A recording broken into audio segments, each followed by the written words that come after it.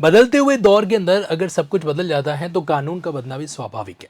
Hello नमस्कार, मैं हूं धनसुख पालीवाल। आज आपके बीच में सुप्रीम कोर्ट का एक लैंडमार्क जजमेंट जो कि 3 अगस्त 2026 को सुप्रीम कोर्ट के द्वारा दिया गया है, उस पर बातचीत करने वाला हूं।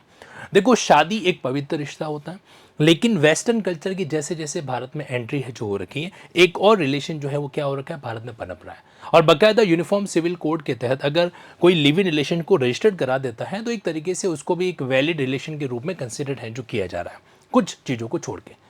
अब आज का जो मुद्दा है वो इस तरीके से है कि हमारे देश के अंदर एक डोमेस्टिक वायलेंस कानून आप लोगों ने सुना होगा।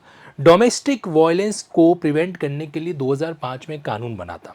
ठीक है, उस कानून की 2 झलक मैं आपको बता देता हूं और फिर इस मेन मुद्दे पर है जो आऊंगा। देखो जी, हुआ ये था कि वैल्यू स्वामी का एक जजमेंट आया था। वैल्यू स्वामी के जजमेंट ने यह कहा कि अगर कोई भी लिव इन रिलेशनशिप इस नेचर का है कि वो शादी के जैसा है, शादी के जैसा है, एक्चुअल में शादी नहीं है फिर भी, तो वहां पर क्या हो जाएगा, ये जो डोमेस्टिक वायलेंस एक्ट है वो लागू होगा। और इन्होंने 4 बातें बताई, जैसे उदाहरण के लिए कि एकदम पति पत्नी की तरह रहने चाहिए, उनकी लीगल एज हो जानी चाहिए, अदरवाइज वो क्वालिफाइड हो, और साथ ही साथ में वॉलंटरी वो एक दूसरे के साथ में कोहैबिटेशन कॉज करे। इसी वैल्यू स्वामी के 2010 के जजमेंट के आधार पर क्या किया, 2013 के अंदर जजमेंट आया इंदिरा शर्मा वीकेवी शर्मा। इसने बकायदा गाइडलाइन जारी करी कि कौन से लिव इन रिलेशनशिप को हम मैरिज की तरह मानेंगे, और 8 फैक्टर्स की गाइडलाइन है जो दी। ये वो सारे 8 फैक्टर्स है, duration, share house hold, financial management, domestic relation वगैरह वगैरह। अब आप आ जाइए मेन मुद्दे पर। हुआ ये है कि एक पति पत्नी के बीच में झगड़ा सुप्रीम कोर्ट तक पहुंच गया। क्या हुआ था मैं आपको शॉर्ट में समझाता हूं। 2010 के अंदर एक कपल ने शादी वादी करी, ऐसा आरोप लगाया जा रहा है कि बकायदा शादी हुई थी। शादी होने के बाद में फिर धीरे धीरे जो है उनका मामला जो है वो शादी में अच्छे से नहीं बन पाया, और ये भी आरोप लगे कि लड़के के घर वालों ने उस लड़की के साथ में क्या किया, इस तरीके से मारपीट भी है जो करी, उसको बोला कि तुम डॉवरी वगैरह लेकर आओ, और उसके साथ में क्रूअल्टी का मतलब होता है क्रूरता। ये आरोप है जो लगे, एफआईआर वगैरह लॉन्च की गई। तो अब उस लड़के ने क्या किया, लड़का गया कहां पे, हाई कोर्ट के अंदर। मैं आपको बताना चाहता हूं कि हाई कोर्ट के पास एक स्पेशल पावर होती है। सीआरपीसी का सेक्शन था 482, और वर्तमान नए वाले भारतीय नागरिक सुरक्षा संहिता का कानून जो है वो है 528। तो इसके तहत हाईकोर्ट के पास पावर है कि वो किसी भी क्रिमिनल प्रोसीडिंग को खत्म कर सकता है। तो ये जो लड़का था ये पहुंचा हाईकोर्ट के अंदर, उसने हाईकोर्ट से रिक्वेस्ट की कि साहब हमारा जो रिलेशन है वो तो शादी वाला है ही नहीं। तो जब शादी वाला रिलेशन नहीं है तो फिर क्रूअल्टी वाला मामला कैसे एप्लीकेबल हो सकता है, क्योंकि क्रूअल्टी की डेफिनेशन में तो लिखा हुआ है कि भैया मैं हस्बैंड या हस्बैंड के रिलेटिव, तो मैं तो उसका लीगली हस्बैंड ही नहीं हूं, तो फिर क्रूअल्टी का मामला मेरे ऊपर कैसे अप्लाई हो सकता है। लेकिन कर्नाटका हाईकोर्ट ने मना कर दिया और उनकी पिटीशन को रिजेक्ट कर दिया। जब रिजेक्ट किया तो ये बंदा कहां पे पहुंचा, सुप्रीम कोर्ट के पास में। ये थी अभी तक की इसकी कहानी। मैं बात कर रहा हूं doctor Lokesh versus state of Karnataka.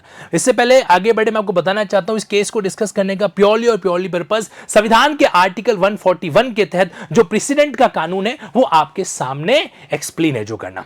तो क्या हुआ, doctor Lokesh versus state of Karnataka, ये मामला सुप्रीम कोर्ट के पास पहुंचा और बकायदा रिपोर्टेबल जजमेंट है। यानी कि आपके आने वाले एग्जाम इंटरव्यू के अंदर इस जजमेंट के बारे में कोई सवाल आ जाए तो किसी भी तरीके का आपको डाउट है जो नहीं होना चाहिए। Lokesh versus state of Karnataka, ये इस जजमेंट का नाम है। इस बंदे ने अपील फाइल करी कर्नाटक हाईकोर्ट के इस जजमेंट के खिलाफ। कौन सा जजमेंट, जब कर्नाटक हाईकोर्ट ने इसके पिटीशन को रिजेक्ट कर दिया और बोला नहीं तुम्हें क्या करना पड़ेगा, तुम्हारे खिलाफ क्रूअल्टी की जो है प्रोसीडिंग वो चल सकती है। जब सुप्रीम कोर्ट के पास मामला आया तो ये सुप्रीम कोर्ट ने कुछ इसके बेसिक फैक्ट को ऑब्जर्व किया। हालांकि सुप्रीम कोर्ट ने केस की मेरिट को डिसाइड नहीं किया है। सुप्रीम कोर्ट ने यह डिसाइड नहीं किया है कि ये दोनों वाकई में शादीशुदा है या नहीं है, लेकिन सुप्रीम कोर्ट ने एक बहुत बड़े सवाल का जवाब दिया है। आप इस वीडियो के एंड तक बने हुए रहिएगा। बहुत बड़े सवाल का जवाब दिया, क्या लिव इन रिलेशन के केस में क्रूअल्टी के प्रोविजन एप्लीकेबल हो सकते हैं क्या। मैं आपकी जानकारी के लिए बताना चाहता हूं कि हमारे देश के जो भारतीय न्याय संहिता है, तो भारतीय न्याय संहिता के अंदर सेक्शन 85 क्या करता है, क्रूअल्टी को पनिश करता है। ये जो सेक्शन 85 है ये पहले वाले आईपीसी में 498 हुआ करता था, ठीक है, और इसको डिफाइन करने का काम सेक्शन 86 है जो करता है, बराबर। क्रूअल्टी के हजारों केसेस भारत के, हजारों के लाखों केसेस भारत के अंदर ऐसे भी होंगे जो कि एक तरीके से फर्जी होते हैं, फेक ग्राउंड पे होते हैं, सामने वाले को परेशान करने के लिए होते हैं, एब्यूज ऑफ प्रोसेस के तहत है जो होते हैं। तो यहां पर भी ऐसा कुछ मामला हो सकता है कि नहीं हो सकता है, वो कोर्ट ने डिसाइड नहीं किया। कोर्ट ने सिर्फ एक बार डिसाइड करी कि अगर कोई भी लड़के या लड़की का रिलेशन, एडल्ट होने चाहिए दोनों, अगर किसी लड़के या लड़की का रिलेशन इस तरीके का है कि वो दोनों बकायदा मैरिज की तरह रह रहे हैं, मैरिटल रिलेशन के अंदर रह रहे हैं, तो जिस तरीके से आपके वेलुस्वामी और जो आपके शर्मा वाला केस था उसके अकॉर्डिंग डोमेस्टिक वायलेंस एक्ट उन पे लागू होता है, तो बकायदा क्रुअल्टी का जो अपराध है वो भी वहां पे लागू हो सकता है। और बहुत ही स्पष्ट शब्दों में सुप्रीम कोर्ट ने क्या लिखा, देखिए मैं आपके सामने रीड आउट करके बताता हूं, ये एग्जैक्टली ऑफिशियल लैंग्वेज है। सुप्रीम कोर्ट ने पैरा नंबर 23 में लिखा, सेक्शन 498A, अभी कौन सा सेक्शन है ये, section 85 Bharatiya Nyaya Sanhita, is held to be applicable to live in relationship that qualify as a relationship in the nature of marriage. ऐसे रिलेशनशिप जो क्या करते हैं, मैरिज के नेचर के होते हैं। तो अब दूसरा वाला कौन सा लिव इन होता है भाई, देखो लिव इन क्या है, दो कैटेगरी क्या है। एक लिव इन के अंदर जो लड़का लड़की होते हैं ना, वो सोशली एकदम ओपन जिंदगी जीते हैं पति पत्नी की तरह, ठीक है, वो किसी तरीके से छुपाते उपाते नहीं है, ऐसा नहीं कि सोसाइटी को बताते नहीं हम तो भाई हाँ दोस्त की तरह भाई बहन की तरह रह रहे हैं, ऐसा वैसा कुछ नहीं बताते, बिल्कुल पति पत्नी की तरह रिलेशन को है डील है जो करते हैं। मुझे एक मूवी का नाम नहीं याद आ रहा है, शायद लुक्का छुपी नाम था, तो उसके अंदर भी ऐसा ही सीन था कि वहां पर जो है लड़का और लड़की पति पत्नी की तरह रह रहे थे। तो एक तो होता है कंसील टाइप का रिलेशनशिप जिसमें आप आउट है जो नहीं करते हो, पति पत्नी की तरह नहीं रहते हो, बस एक तरह से वहां पे साथ में सर्वाइव है जो कर रहे हो। आजकल के नए जमाने में ना आप एक वर्ड और यूज कर सकते हो, फ्रेंड विद बेनिफिट करके, जहां पर क्या है सिर्फ सेक्सुअल डिजायर को सेटिस्फाइड करने के लिए क्या किया जाता है, लड़का लड़की कुछ टाइम तक साथ में है जो रहता है, हालांकि वो कानून उसको बिल्कुल भी एक्सेप्ट है जो नहीं करता। दूसरा रिलेशन जहां पे आपने शादी नहीं करी है, बाकी आप सारी सोशल मॉरल फाइनेंशियल और डोमेस्टिक ऑब्लिगेशन डिस्चार्ज है जो कर रहे हो, उसको अपन जनरली कहते हैं living in the relation of marriage, ठीक है। तो ऐसे केस के अंदर सुप्रीम कोर्ट ने कहा है कि 498A जो है वो अब मैरिज रिलेशन वाले रिलेशनशिप पर भी क्या होगा, एप्लीकेबल है जो होगा। The live-in relationship protected by section 490A, it is stated for ample clarity are those that they are between two consenting adult, लेकिन शर्त यह है कि वो एडल्ट के बीच में होनी चाहिए।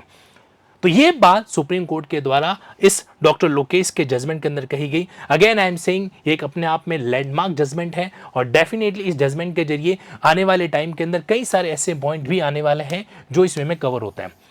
हालांकि इस केस की कुछ और कहानी भी है, दोनों बेंगलुरु वगैरह है जो रह रहे थे, लेकिन हम इस केस को किसी व्यक्ति की पर्सनल लाइफ के ऊपर अटैक करने के लिए डिस्कस नहीं कर रहे। हमारा मेन मुद्दा था क्वेश्चन ऑफ लॉ को डिस्कस करना इस वीडियो के अंदर, और आई थिंक वो आप लोगों के माइंड में सेट हुआ होगा। अगर आप जुडिशियल एस्पिरेंट है ना, तो आपको भारतीय न्याय संहिता के सेक्शन 85 के नीचे फुटनोट में लिख देना चाहिए, जैसे ये मेरा बेर एक्ट है ना, तो बकायदा उसके नीचे लिख लो कि भाई ये doctor Lokesh versus state of Karnataka 2026 का मामला था, live in relation in the nature of marriage को क्या किया गया है, बकायदा क्रूअल्टी के ऊपर एप्लीकेबल है जो करवा दिया गया, यानी कि वहां पे क्रूअल्टी के प्रोविजन लागू हो सकते हैं।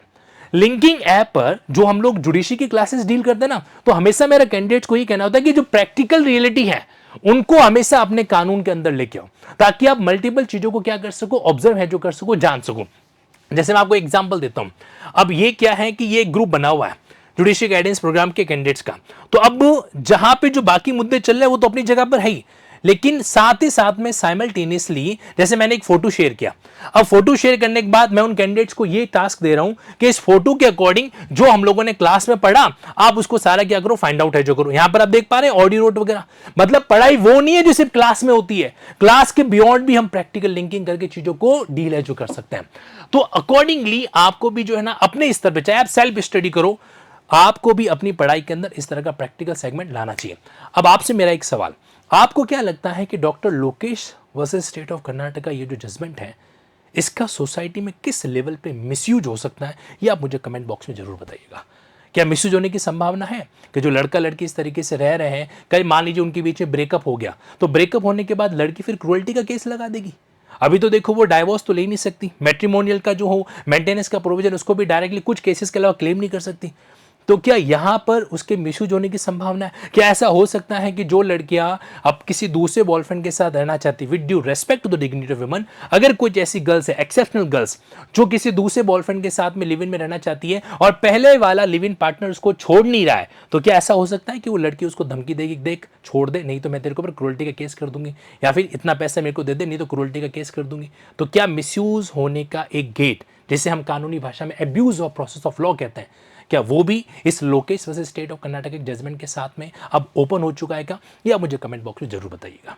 और अगर आप लिंकिंग ऐप पर जुडिशरी गाइडेंस प्रोग्राम के फ्रीडम बैच से जुड़ना चाहते हैं देन मोस्ट वेलकम। लेकिन अगर शिद्दत के साथ प्रैक्टिकल लिंकिंग को डील करना चाहते हैं तो ही आप लिंकिंग ऐप चीज़ों को ज्वाइन करिए, वरना मत करिएगा। एडवोकेसी गाइडेंस प्रोग्राम का सेगमेंट भी आपको यहाँ पर जो है देखने को मिल जाएगा, जहाँ पर प्रैक्टिकल एडवोकेसी की बातें बताने का एफर्ट है जो क्लास के अंदर किया जाता है। Thank you so much for this segment. मैं उम्मीद करता हूँ कि आपके कमेंट बॉक्स का जो लीगल एसेंस है वो बाकी कैंडिडेट्स के लिए भी यूजफुल रहे। Thank you.